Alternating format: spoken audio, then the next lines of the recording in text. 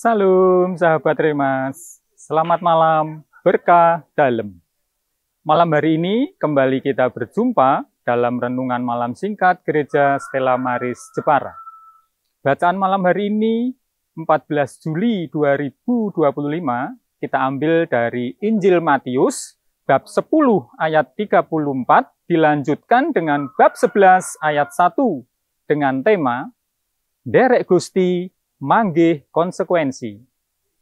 Sahabat Remas yang dikasihi Tuhan, perkataan Yesus dalam bacaan Injil malam ini bagi kita mungkin membingungkan dan sangat mengejutkan. Kok terasa aneh ya? Diawali dengan perkataan Yesus yang mengatakan, "Aku datang bukan untuk membawa damai, melainkan pedang." Kita semua tahu dan kita semua meyakini bahwa misi Yesus Kristus boleh dibilang sebagai misi damai sejahtera. Yang sangat familiar dan sering kita dengar adalah Sang Raja Damai. Silakan dibuka dalam Yesaya 9 ayat 5. Lalu bagaimana Yesus yang merupakan Sang Raja Damai membawa pedang? Ini benar-benar bertolak belakang dengan gambaran Yesus yang sering kita dengar, Yesus Sang Raja Damai. Sekarang pertanyaan bagi kita, benarkah Yesus seperti itu? Mengajarkan kekerasan, bukan damai.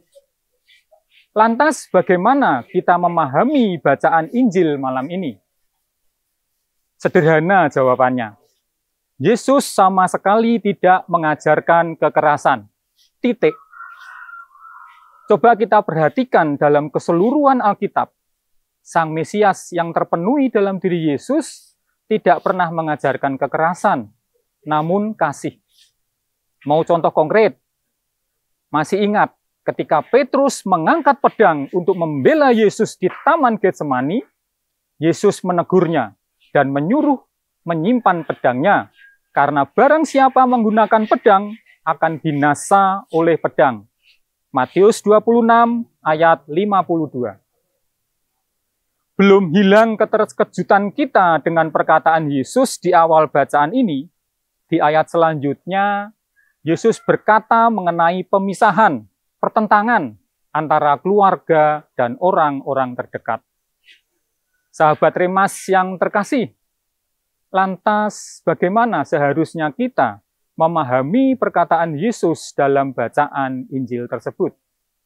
Tentu saja perkataan Yesus tersebut tidak boleh dilepaskan dari konteksnya. Jelas konteksnya. Waktu itu Yesus berbicara kepada orang-orang Yahudi. Kedatangan Yesus pada waktu itu membuat orang Yahudi terbelah. Ada yang memilih mengikut Yesus, ada pula yang tetap mempertahankan keyakinan lamanya. Bibit-bibit pertentangan mulai timbul dalam lingkup terkecil, yaitu orang-orang terdekat atau keluarga. Orang-orang Yahudi yang tetap mempertahankan keyakinan lamanya merasa tidak senang, bahkan marah terhadap anggota keluarga atau orang-orang terdekat yang menjatuhkan pilihannya menjadi pengikut Kristus. Sehingga mereka harus menanggung derita, dikucilkan, ditentang dari keluarganya. Relevansi bacaan Injil malam ini bagi kita ada beberapa hal. Pertama, beriman kepada Yesus bukan karena hubungan darah, tetapi pilihan hidup. Dengan konsekuensi, ditentang, dikucilkan. Beriman kepada Yesus bukan juga suatu pelarian, karena pelarian tidak membuahkan iman, berakar, bertumbuh, dan berbuah.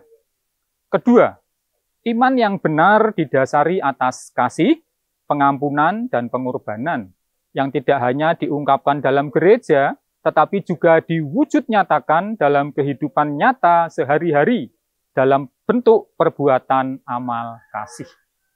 Ketiga, hubungan kita dengan Kristus harus menjadi prioritas. Karena semua yang kita butuhkan untuk menjadi lebih baik, penuh kasih, hanya kita temukan dalam diri Yesus. Ternyata Nderek Gusti manggih konsekuensi. Jangan khawatir, tetap semangat, tetap setia, dan teguh dalam menghadapi tantangan. Karena sekecil apapun jeripaya kita di dalam menegakkan ajarannya, tidak sia-sia. Karena Tuhan sudah berfirman dalam Matius 10 ayat 42. Demikianlah bunyinya.